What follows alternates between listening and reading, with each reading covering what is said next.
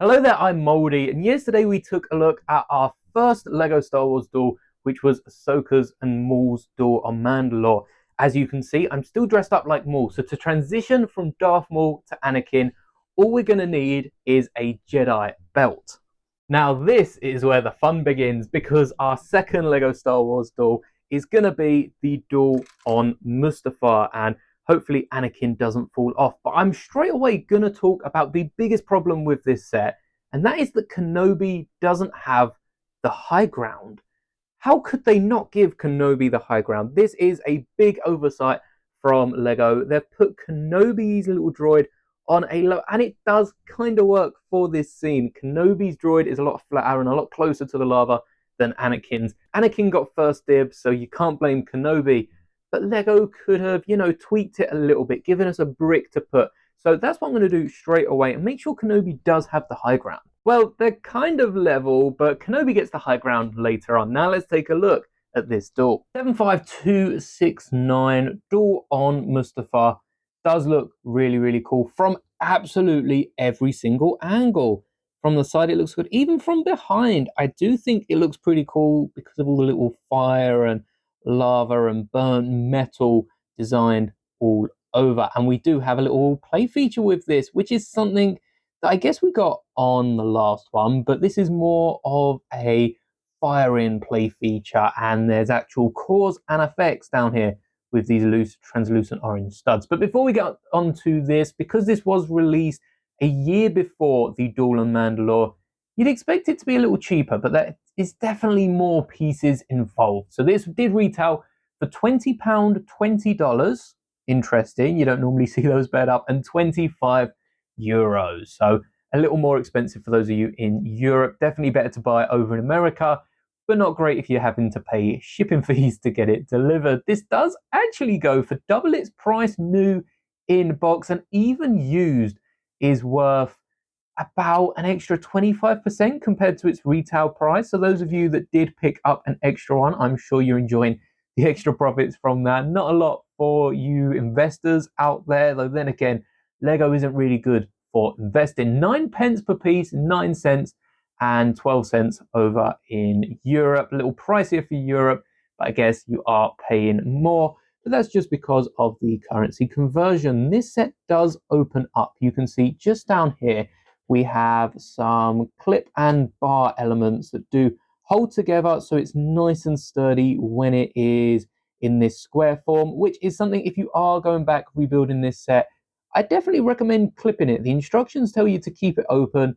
It's very loose, very fragile. Clip it together when you're building it to make it a bit easier, and then you can clip it together. Just at the back there, you can see the clip holds onto the bar. They are bricks and plates, and it does make it a lot more secure if you're displaying this, say, on a mantelpiece, a fireplace, or just a thinner shelf, because not everyone has Billy bookcases that are deep enough to store like 3 of these. And you can see it does look pretty good. Now, that being said, I'm sure if the Mandalore diorama opened up like this, we just have a bit of flaw. I think the reason this works is because we've got something filling the gap in the middle. We've got this big tower that you can stand up if you would like it to have that extra little bit of height, and then knock down as its own playset.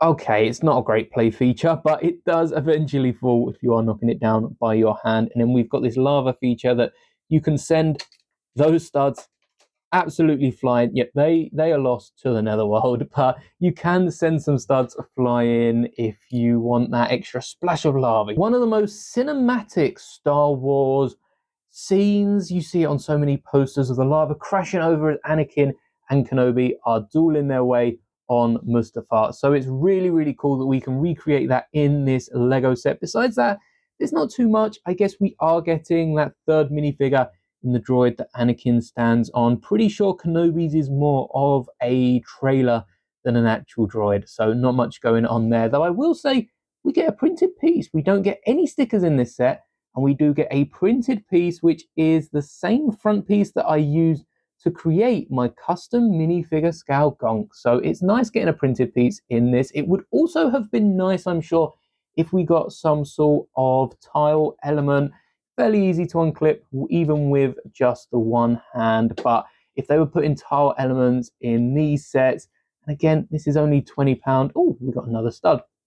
They'd probably just run themselves in so much debt trying to print all of these printed plaques for these cheap play sets. We get a little handle on the back of these speeders, which again is a nice addition so that we can actually duel, and something that you see prominent in a lot of these duels. Well, this one and the next one. But speaking of, let's take a look at how this set holds up today. So 2020 would have been 15 years of Revenge of the Sith. For 15 years, getting a playset is really, really cool. And they do bobble just a little bit on their connection. Speaking of, to get Kenobi that extra brick higher, you do have to replace the 2x2 turntable element, which I don't think I've seen very recently, with one of the two-piece turntables. And originally I was going to replace Anakin's saber with a red one. I've seen a few edits on YouTube. It does look really, really cool. I can understand why on a red lava planet they wouldn't want that. Similar to Luke's lightsaber becoming green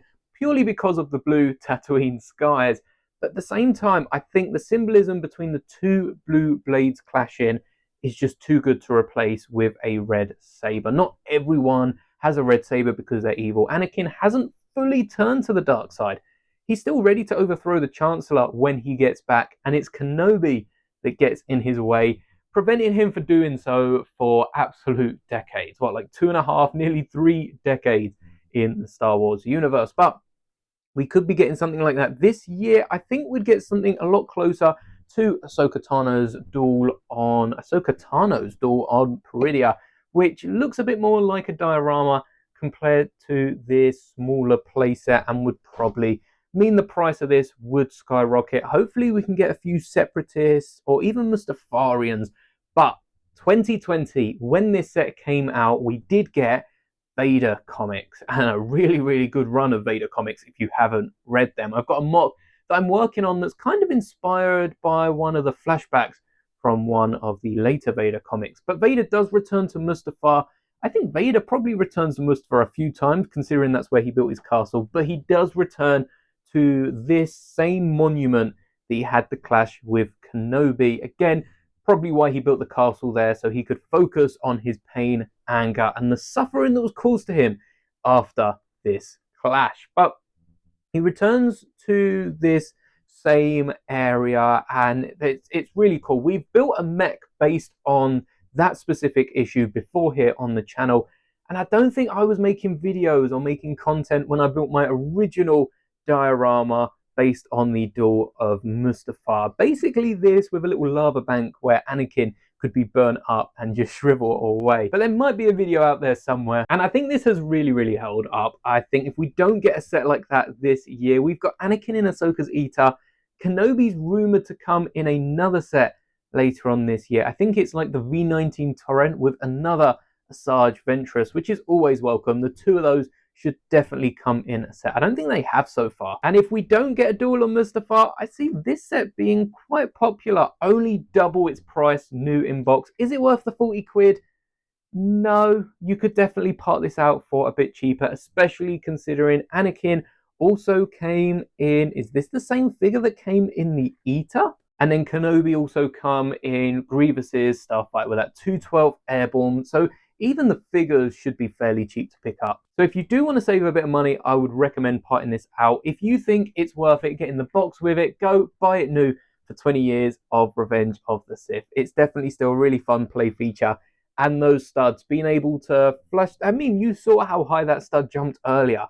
That was impressive. I didn't try it before recording this video because honestly, I thought they were just going to flop over the side. But it is pretty fun if you fire the studs and get them to splash up like the lava. And I think this does still hold up to today. So now it's time to go back a few years for our next LEGO Star Wars duel. But that is all for today's video. You'll have to wait for tomorrow to see what the next LEGO Star Wars duel is. If you do enjoy these videos, drop a like and subscribe so you don't miss out on building Ahsoka Tano's Duel on Peridea, Saturday, 7 p.m. UTC. Whatever your time zone is, +5, -5, do that to 7 p.m.